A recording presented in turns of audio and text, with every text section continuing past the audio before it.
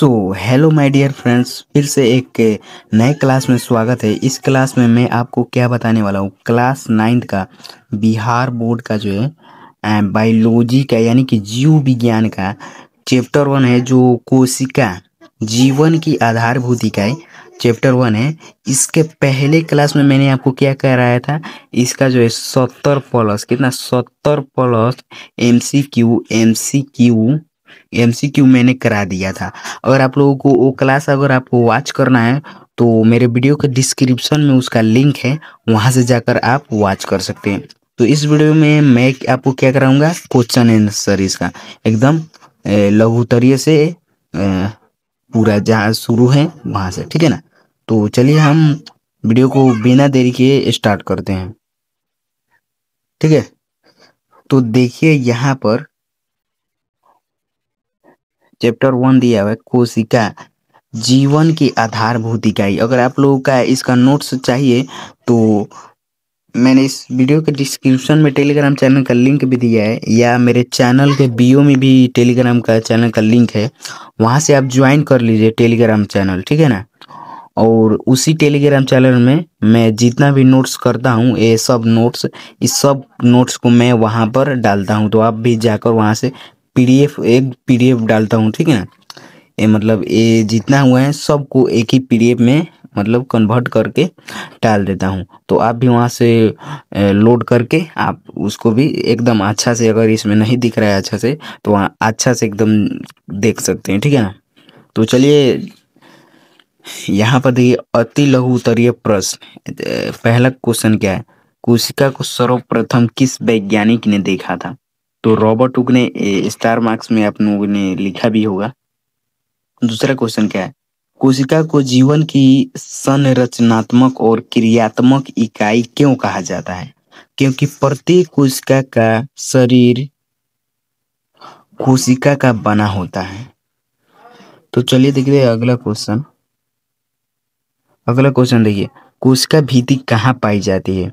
तो कोशिका भित्ति पादप कोशिकाएं में पाई जाती है। वो देखिए, कौन से कोशिकांग सक्रिय श्वसन स्थल है? तो माइटोकॉन्ड्रिया।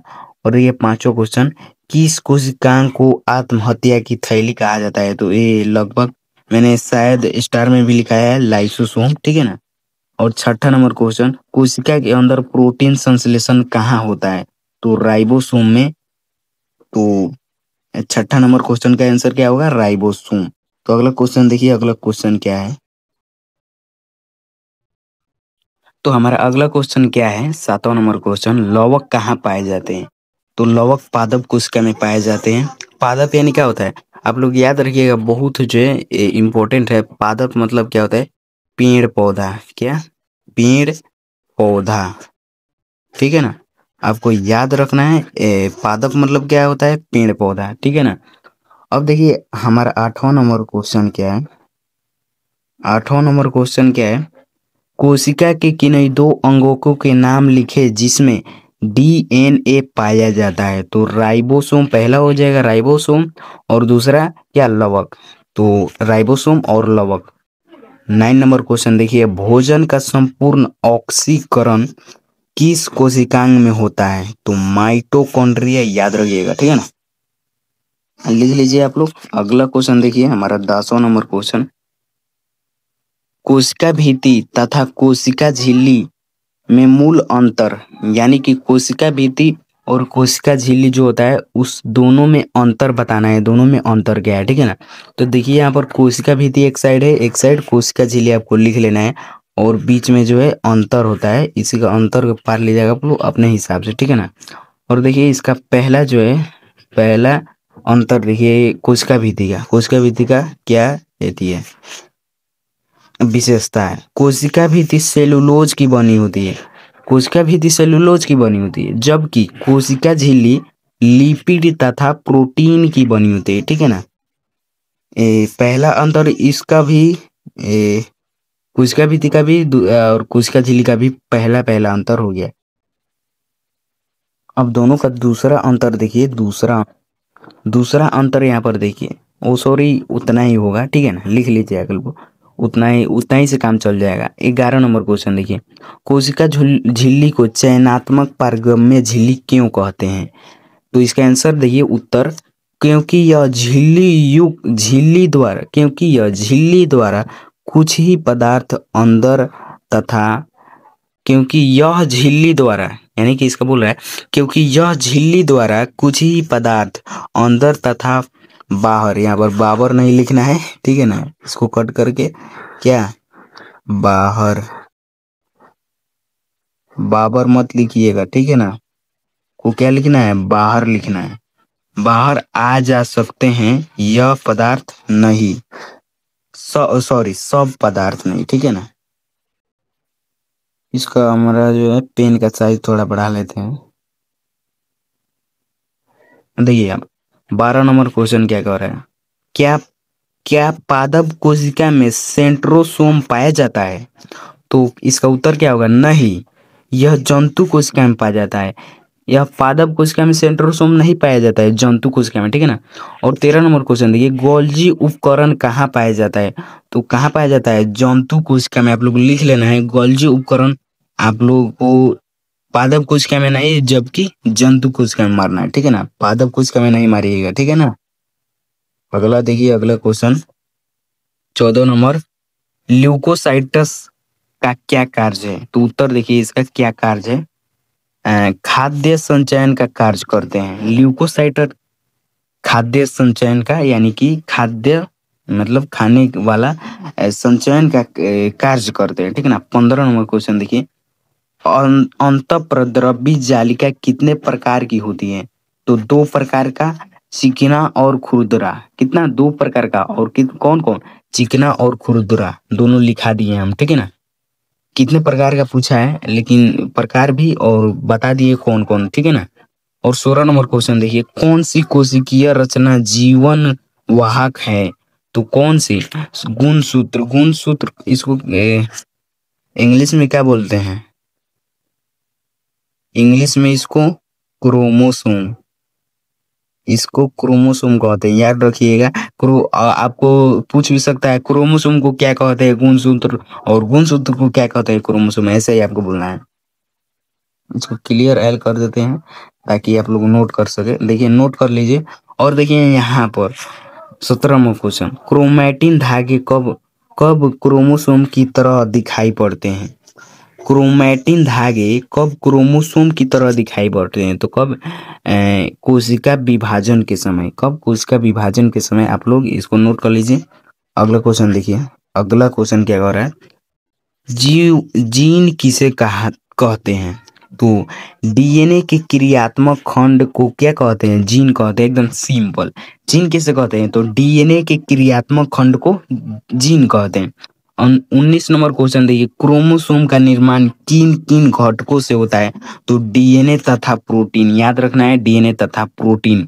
अब केंद्रिका कहाँ पाया जाता है? तो केंद्रिका एकदम, इसका उत्तर उत्तर क्या होगा, केंद्रक के अंदर, केंद्रक द्रव में एक छोटी छोटी गोलाकार तथा अंडाकार रचना होती है, ठीक है ना, उसी में जो है क्या, केंद्रिका पाया जाता है। अगला क्वेश्चन देखिए, आप लोग इसको नोट कर लीजिए, इसको क्लियर एल कर देते हैं, ठीक है ना। वीडियो रोक रोक कर भी आप नोट कर सकते हैं, ये आपको बताए भी, हम सब शुरू में ही बताए हैं।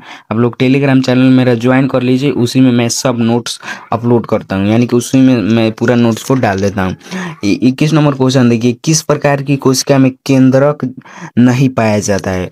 तो उत्तर इसका क्या होगा, कम क्रिया करने वाली मृत कोशिकाओं में केंद्रक नहीं पाया जाता है। 22 नंबर क्वेश्चन देखिए, कोशिका के भीतरी तथा बाहरी वातावरण के बीच गैसों का आदान प्रदान किस क्रिया द्वारा होता है? किस क्रिया द्वारा? विसरण द्वारा होता है, ठीक है ना, विसरण द्वारा। अब ये नहीं जो इसको जो है पूरा नोट कर लेना है, ठीक है ना, और नोट करके ऐसे ही छोड़ देना है, नहीं, आपको सेल्फ स्टडी करना है।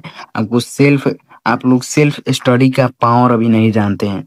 जो एक सेल्फ स्टडी जब आप करने लगेंगे ना, तब आपको जो एग्जाम में बहुत ही फायदा होगा सेल्फ स्टडी का। यानी आप लोग ऐसे रट कर जाएंगे, अगर मान लीजिए इसको इसको इस विसरण किसे कहते हैं या किस क्रिया द्वारा होता है, ये अगर अगर इसको ही उल्टा कर दे, इसको ही उल्टा कर दे तो आप लोग क्या लिखिएगा? तो इसीलिए क्या जरूरी है, क्या सेल्फ स्टडी जरूरी है, सेल्फ स्टडी। ठीक है ना, तो आप लोग सेल्फ स्टडी कीजिए, राटा मत कीजिए, राटा आपको नहीं मारना है, सेल्फ स्टडी करना है। ठीक है ना। तो अब देखिए 23 नंबर क्वेश्चन, पौधों में गैसों का आदान प्रदान किस रचना संरचना द्वारा होता है? तो किस स्टोमाटा, इसको क्या रंध्र भी बोलते हैं, क्या रंध्र, ओ यार इसको क्लियर एल कर देते हैं, क्या रंध्र। यहाँ पर ये नहीं होगा, ठीक है ना, ये बुनता लिखिए तो यहाँ पर न नहीं होगा, आधा न, ठीक है ना, आप लोग समझ ही रहे होंगे। तो स्टोमाटा को रंध्र भी बोलते हैं। अगला देखिए 24 नंबर क्वेश्चन, पौधों के मूल रोम द्वारा जल के अवशोषण में किस क्रिया का उपयोग होता है? तो किस क्रिया का, उत्तर लिखिएगा क्या, प्रासरण। अब देखिए 25 नंबर क्वेश्चन, जीवों का शरीर किससे बना होता है? तो कोशिकाओं से मिलकर। अब देखिए 26 नंबर क्वेश्चन, बहुकोशिकीय जीवों का विकास एक कोशिका से किस क्रिया द्वारा होता है? तो उत्तर क्या होगा इसका, कोशिका विभाजन क्रिया द्वारा। किस किस क्रिया द्वारा होता है? तो कोशिका विभाजन क्रिया द्वारा। अगला हमारा क्वेश्चन, इसको नोट कर लीजिए पहले, अगला अगले क्वेश्चन की तरफ हम बढ़ने वाले हैं। देखिए अगला क्वेश्चन क्या है।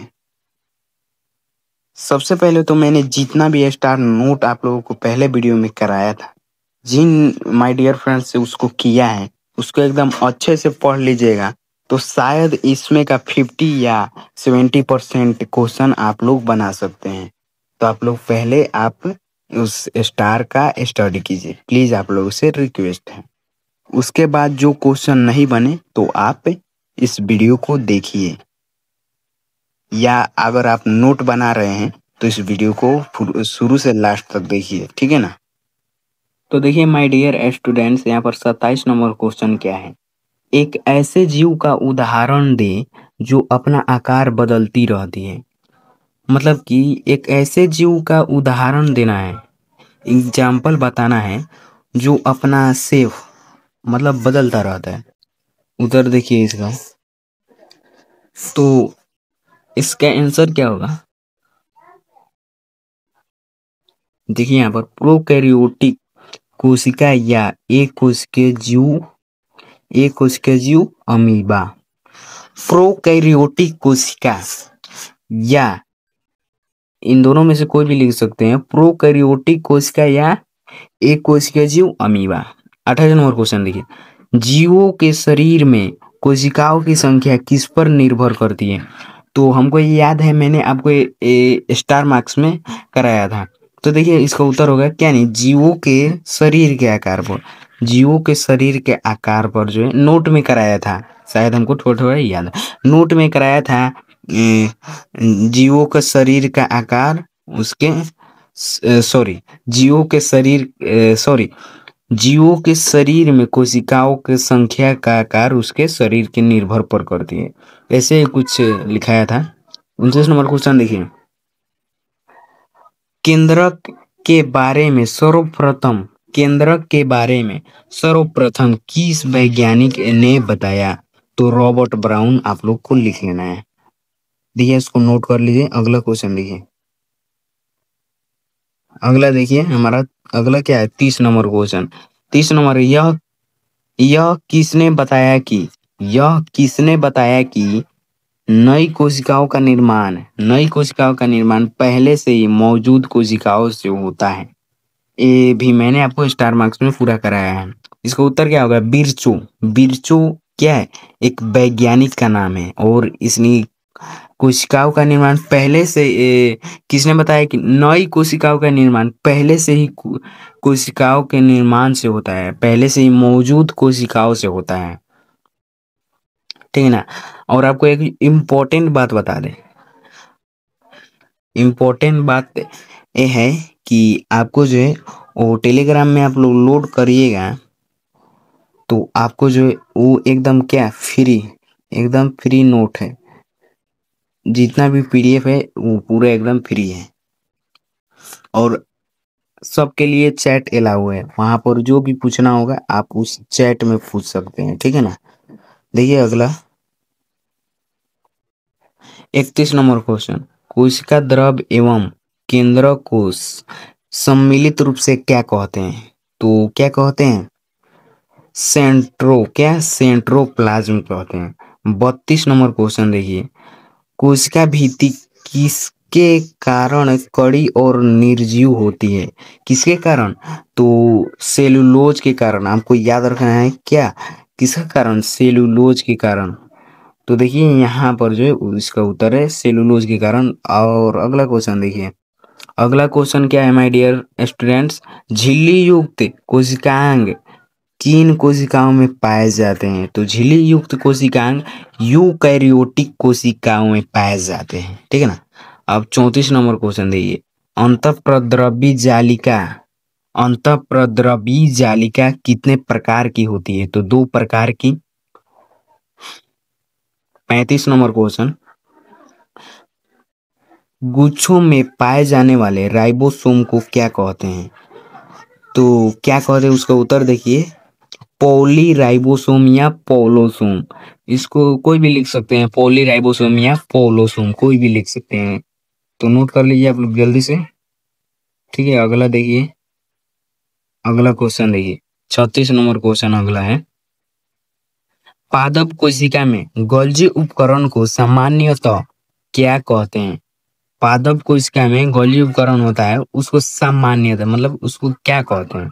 तो डिक्टियोसोम। क्या? डिक्टियोसोम। अब 36 नंबर क्वेश्चन देखिए, सॉरी 37 नंबर, कोशिका की रसधानियों को चारों ओर से घेरने वाले झिल्ली को क्या कहते हैं? तो क्या कहते हैं? टोनोप्लास्ट। तो आपको जो है एकदम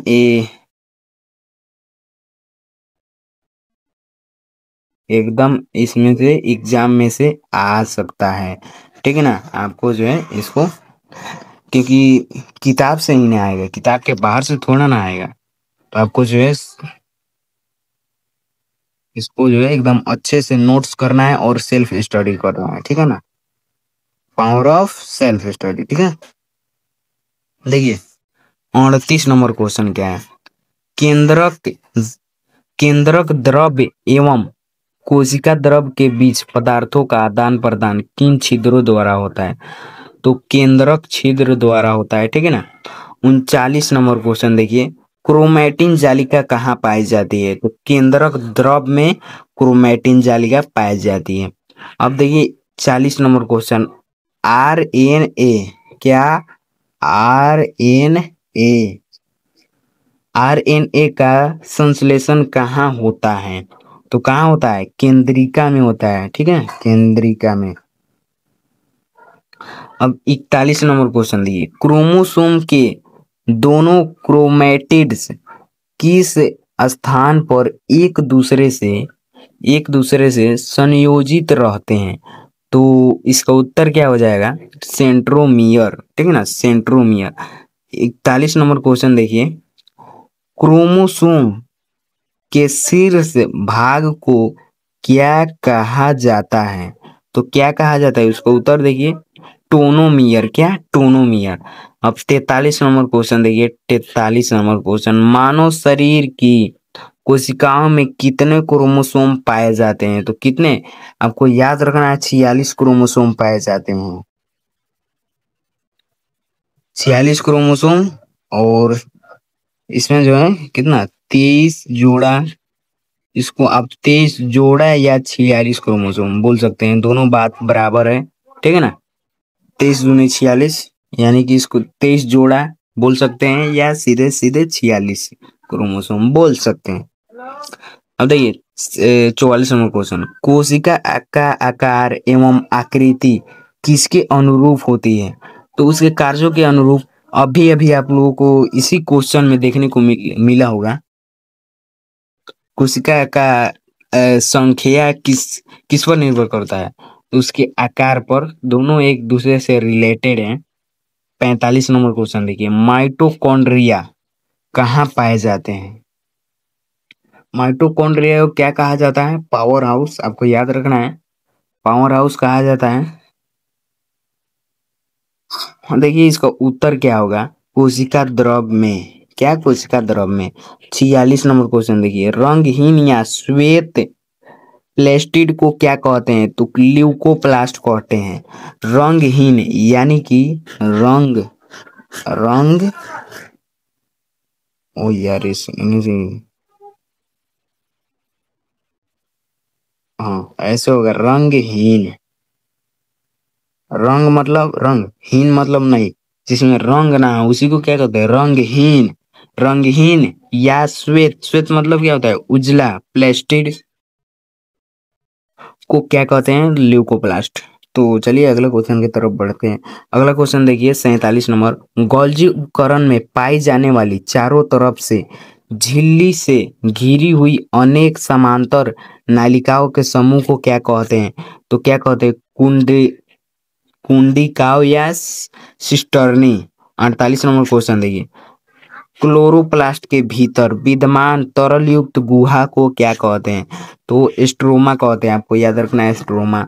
और आप लोगों को जो है एकदम अच्छे से इसको क्या नोट करते जाना है, एकदम अच्छे से नोट करते जाना है, एकदम राइटिंग बैठा कर। देखिए हमारा 49 नंबर क्वेश्चन क्या है, किस संरचना के अभाव में वायरस में सजीवों का लक्षण परिलक्षित नहीं होता है? तो किसके कारण? तो झिल्ली के अभाव के कारण जो है झिल्ली के अभाव के कारण वायरसों में सजीवों का लक्षण परिलक्षित नहीं होता है। अब हमारा अति लघु उत्तरीय का लास्ट क्वेश्चन 50 नंबर, फूलों में विभिन्न रंग प्रदान करने वाले प्लेस्टिड को क्या कहते हैं? वो इसके पहले वाला था कि श्वेत या रंगहीन प्लेस्टिड को क्या कहते हैं? तो क्या कहते हैं उसको? प्लेस्टिड को क्या कहते हैं? तो देखिए यहाँ पर क्या कहते हैं? ल्यूकोप्लास्ट कहते हैं। तो इसको क्या कहेंगे? इसको क्या कहेंगे? क्रोलोप्लास्ट। ये दोनों बहुत ही इंपॉर्टेंट हैं। क्रोमोप्लास्ट सॉरी, क्या? क्रोमोप्लास्ट, दोनों जो है बहुत ही इंपॉर्टेंट है क्वेश्चन। क्रोमोप्लास्ट ऐसे ही ना लिखाता है जी। देखिए हमारा जो है वो अति लघु उत्तरीय खत्म हुआ, लघु उत्तरीय क्वेश्चन आ चुका है। देखिए इसका पहला क्वेश्चन क्या है, निम्नलिखित में कि नहीं दो के प्रमुख कार्य बताने हैं? तो ये पहला दूसरा तीसरा चौथा पांचवा छठा सातवां आठवां नौवां, इन 9 ऑप्शन आपके पास दिया हुआ है। तो इनमें से जो है आपको बोल रहा है कि नहीं दो, कि नहीं जो दो का प्रमुख कार्य बताना है, दो का प्रमुख कार्य। तो हमने जो है इसमें किसका किसका किसका किसका अच्छा सा प्रमुख कार्य नोट नोट किया है। तो यहाँ पर हम इन्हीं दो का यानी गोल्जी उपकरण और कोशिका झिल्ली दोनों का जो है किया है नोट्स रेडी।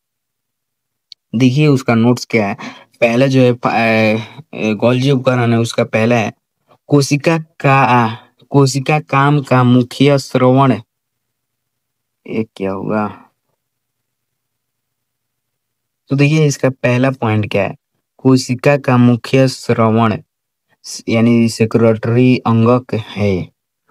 दूसरा पॉइंट, ई आर संश्लेषित पदार्थ का संवयन या रूपांतरण तथा पैक कर कोशिका के बाहर और अंदर विभिन्न क्षेत्रों में भेजता है।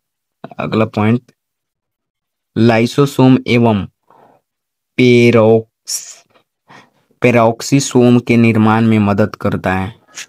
और देखिए कुछ परिस्थितियों में अगला पॉइंट है, कुछ परिस्थितियों में इनमें सामान्य शक्कर से जटिल शक्कर का निर्माण होता है। लगभग ये तो हो गया इसका।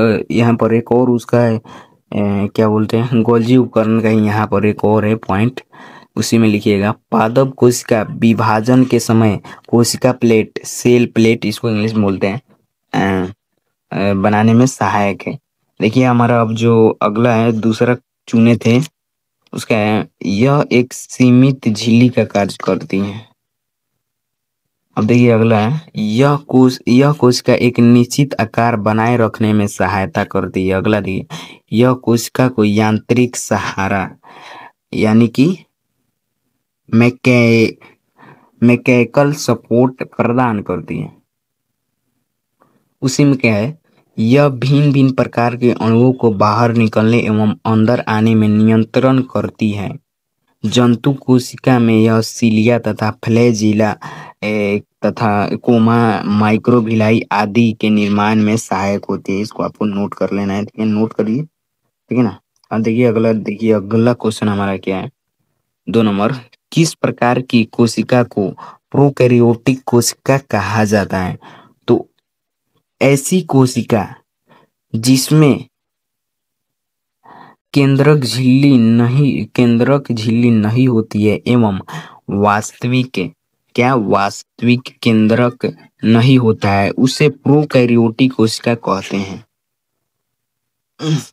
तो आप प्रोकैरियोटिक कोशिका किसे कहते हैं, इसी को पूछा है ऐसे ही, ठीक है ना।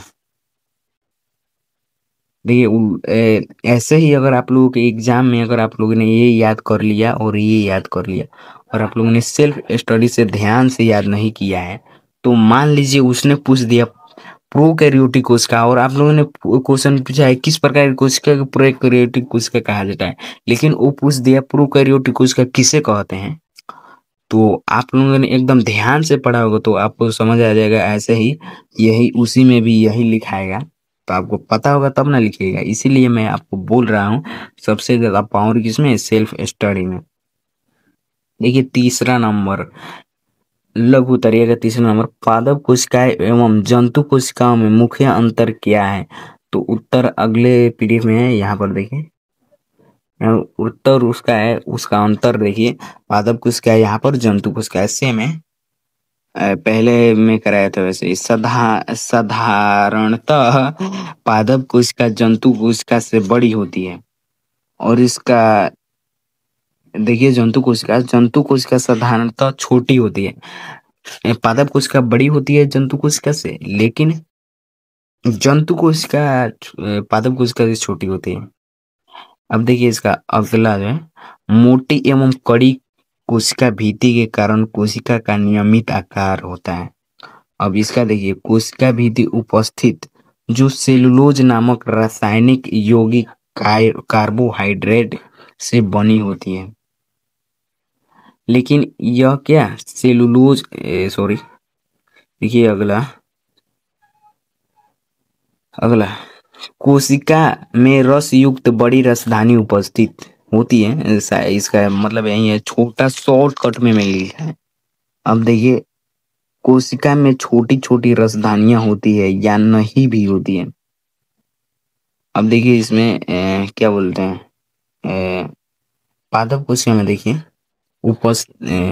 यार पादप कोशिका में लवक उपस्थित होता है, बट जंतु कोशिका में लवक उपस्थित नहीं होता है। अगला देखिए अंतर, गोल्जी यहाँ पर लिखिएगा, गोल्जी, ठीक है ना, ऐसे और ऐसे लिख लीजिए, इधर साइड में लिखते हैं गोल्जी, गोल्जी ऐसे लिखिएगा, ठीक है ना। इसको कट करके ऐसे लिखिएगा, मैंने जिसे बताया ऐसे, ठीक है। तो क्लियर, इसको एल करते हैं। देखिए गोल्जी उपकरण के अनेक छोटी छोटी छड़ जैसी रचनाएं होती हैं जिन्हें डिक्टियोसोम कहते हैं। क्या कहते हैं, डिक्टियोसोम। अब एक विशेष जटिल संरचना के गोल्जी उपकरण उपस्थित होते हैं। इसका उसी में है, यहीं पर देखिए अभी इतना दूर भर में उसी का है, इसको लिखना है आपको। तारकाय या सेंट्रोसोम अनुपस्थित होता है, लेकिन पादप कोशिका में सॉरी जंतु कोशिका ही नहीं, इस साइड वाला यार, हाँ जंतु कोशिका ही है। तो तारकाय जंतु कोशिका में उपस्थित होता है, बट पादप कोशिका में उपस्थित नहीं होता है। अगला क्वेश्चन हमारा चौथा नंबर क्वेश्चन देखिए, यदि गोल्जी उपकरण न हो तो कोशिका पर इसका क्या प्रभाव पड़ेगा? इस एक क्वेश्चन आपसे बात कर रहा है, क्या बात कर रहा है, तो आप भी क्वेश्चन से आपको भी क्या करना होगा, बात करना होगा, तभी क्वेश्चन बनेगा। एक क्वेश्चन आपसे क्या पूछ रहा है, यदि गोल्जी उपकरण न हो तो कोशिका पर क्या प्रभाव पड़ेगा? कोई टीचर भी ऐसे ही पूछता है, ठीक है ना। तो अगर इस क्वेश्चन को एकदम अच्छे से पढ़ा जाए, एकदम जैसे इसने लिखा है, यदि कोई पूछता है सोच कर, यदि यदि गोल्जीकरण ना हो तो उसका पर क्या प्रभाव पड़ेगा, तो देखिए इसका उत्तर क्या होगा। विशिष्ट पदार्थों का संचयन, रूपांतरण और कोशिका के बाहर निष्कासन नहीं हो पाएगा। ये सब जीता है ना, ये सब कोशिका के बाहर निष्कासन नहीं हो पाएगा।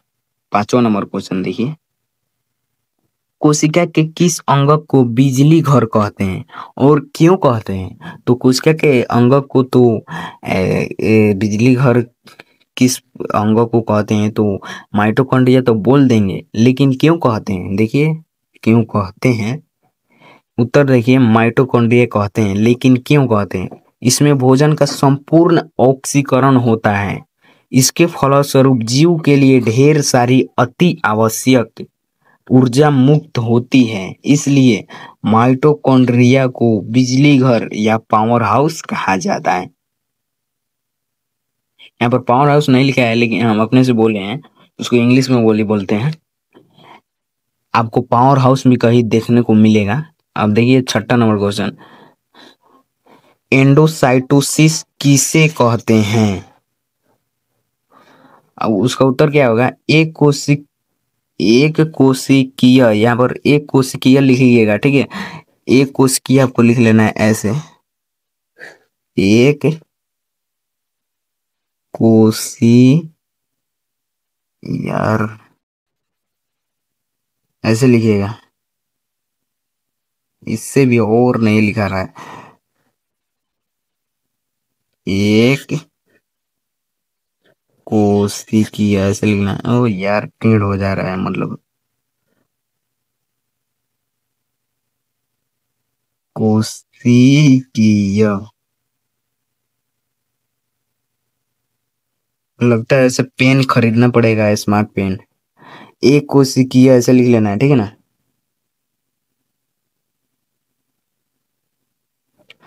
एक कोशिकीय जीवों में कोशिका के बाह्य पर्यावरण से अपना भोजन तथा अन्य पदार्थ ग्रहण करने में सहायता करने वाली प्रक्रिया को एंडोसाइटोसिस कहते हैं, ठीक है ना। अब 7वां नंबर, लवक कितने प्रकार के होते हैं और एवं इनके क्या कार्य है। तो लवक 3 प्रकार के होते हैं और इन तीनों के क्या क्या कार्य है मैं आपको बताने वाला हूँ। पहले इसका प्रकार कौन कौन है देख लीजिए, अवर्णी या ल्यूकोप्लास्ट, वर्णी लवक या क्रोमोप्लास्ट, हरित लवक या क्लोरोप्लास्ट। पहला का कार्य देखिए, पहला का कार्य क्या है, तो ल्यूकोप्लास्ट मुख्यतः जड़ की कोशिकाओं में पाए जाते हैं और खाद्य संचयन का कार्य करते हैं। इसका यही कार्य होगा कि यह खाद्य संचयन का कार्य करते हैं। इसको जो है आपको यार आपको इसको अच्छे से नोट कर लीजिए, ठीक है।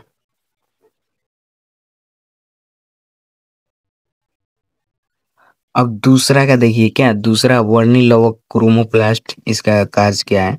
क्रोमोप्लास्ट फूलों और बीजों में विभिन्न रंग प्रदान करता है, इसका यही कार्य है। तीसरा नंबर, हरित लवक या क्लोरोप्लास्ट का कार्य। क्लोरोप्लास्ट मुख्यतः पत्तियों में पाया जाता है एवं भोजन संश्लेषण में सहायक होता है, इसका यही कार्य है। 8वां नंबर क्वेश्चन देखिए, केंद्रक झिल्ली में पाए जाने वाले छिद्र का क्या कार्य है। तो इसका उत्तर होगा, इन छिद्रों के द्वारा केंद्रक द्रव्य एवं कुछ।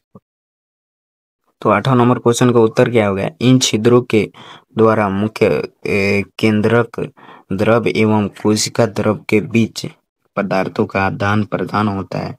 अगला क्वेश्चन देखिए हमारा 9 नंबर क्वेश्चन, जीन को अनुवांशिक इकाई क्यों कहते हैं। तो आपको जो एकदम नोट करना है भाई, आपको लाइक करना भी मत भूलिएगा और सब्सक्राइब कर लीजिए चैनल को, ताकि मैं जितना भी नोट्स आप अपलोड करूँ तो आपके पास सबसे पहले पहुंच जाए, ठीक है ना। और भाई लोग इस वीडियो को भी शेयर कर दो प्लीज, आप लोगों से यही छोटा सा रिक्वेस्ट है। उत्तर देखिए इसका, जीन को अनुवांशिक इकाई क्यों कहते हैं। तो डीएनए के क्रियात्मक खंड को जीन कहते हैं, ये तो आपको मालूम है, जो पैतृक गुणों के वाहक होते हैं, इसलिए जीन को अनुवांशिक इकाई कहते हैं। अब 10वां नंबर क्वेश्चन देखिए, विसरण तथा प्रसरण में क्या अंतर है। गैस द्रव, गैस द्रव, द्रव भी इसको लिखना है, ठीक है ना, इसमें आधा वह लगा देना है, गैस द्रव एवं ब्लेक, इसको नहीं लिखना है, कॉपर एकले नहीं देना है, विलेयक ऐसे लिखना है, ठीक है ना, विलेयक अणुओं की उनके अधिक सांद्रता के क्षेत्र से कम सांद्रता की ओर होने वाली गति को क्या कहते हैं, विसरण। लेकिन प्रसरण किसे कहते हैं, देखिए, जबकि जल या विलायक का अर्ध पारगम्य या चयनात्मक पारगम्य झिल्ली द्वारा होने वाली विस्तरण को प्रसरण कहते हैं। 11 नंबर क्वेश्चन लिखिए, जीवों में पदार्थों के परिवहन की क्या आवश्यकता है, तो उत्तर देखिए क्या होगा, जीवों में उपयोगी पदार्थों का उनके मूल स्रोतों से शरीर की प्रत्येक कोशिका तक पहुंचाने तथा अनुपयोगी और हानिकारक पदार्थों को क्या बोलते हैं, कोशिकाओं से निकालकर गंतव्य यानी किसी खास स्थान तक पहुंचाने की क्रिया के लिए परिवहन की आवश्यकता होती है, यानी जरूरत होती है। तो आपका जो है 11 नंबर क्वेश्चन का इतना ही आंसर होगा, ठीक है ना। 12 नंबर क्वेश्चन देखिए, 12 नंबर क्वेश्चन क्या है, क्रोमोसोम तथा क्रोमैटिन में क्या अंतर है, इसका भी अंतर पूछ रहा है। अंतर देख लीजिए क्या होगा, उत्तर, क्रोमोसोम महीन, लंबे तथा अत्यधिक कुंडलिक धागे के रूप में दिखते हैं, जबकि क्रोमैटिन दो या दो से अधिक अत्यंत महीन कुंडलित धागे के समान रचना होती है। तो आप लोग इन और इसमें दोनों में मिला सकते हैं, क्या अंतर है, अंतर आपको कुछ ना कुछ तो दिख ही रहा होगा। अगला क्वेश्चन देखिए, 13 नंबर क्वेश्चन, यूकैरियोटिक कोशिकाओं के मुख्य लक्षण क्या होते हैं, तो मुख्य लक्षण क्या होते हैं, यूकैरियोटिक कोशिकाओं में कोशिकांग झिल्ली युक्त होती है, जब झिल्ली युक्त होती है, ठीक है ना। 14 नंबर क्वेश्चन देखिए, 14 नंबर क्वेश्चन, वायरसों में सजीवों का लक्षण क्यों नहीं पाया जाता है, वायरस में तो सजीवों का लक्षण क्यों नहीं पाया जाता है, तो उत्तर देखिए क्यों नहीं, वायरसों में सजीवों का लक्षण नहीं पाया जाता है क्योंकि वायरसों में किसी भी प्रकार की झिल्ली नहीं होती है, ठीक है ना, इनके चलते इनमें सजीवों का लक्षण परिलक्षित नहीं होता है। 15 नंबर लास्ट क्वेश्चन देखिए, अति लघु उत्तरीय का लास्ट क्वेश्चन, चिकनी अंतःप्रद्रवी जालिका तथा खुरदरी अंतःप्रद्रवी जालिका में मुख्य अंतर क्या है, तो उत्तर देख लीजिए, चिकनी अंतःप्रद्रवी जालिका की झिल्ली चिकनी यानी स्मूथ होती है, अब जबकि पैराग्राफ चेंज करके लिखिएगा, जबकि खुरदरी अंतःप्रद्रवी जालिका की बाहरी झिल्ली के ऊपर छोटे छोटे कण रहते हैं जिन्हें राइबोसोम कहते हैं, ठीक है ना। तो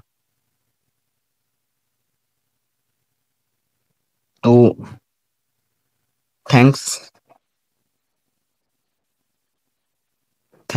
for watching, WATCHING, thanks for watching guys. आप लोग जो है चैनल को जो है सब्सक्राइब कर लीजिए और जो है वीडियो को लाइक कर लीजिए।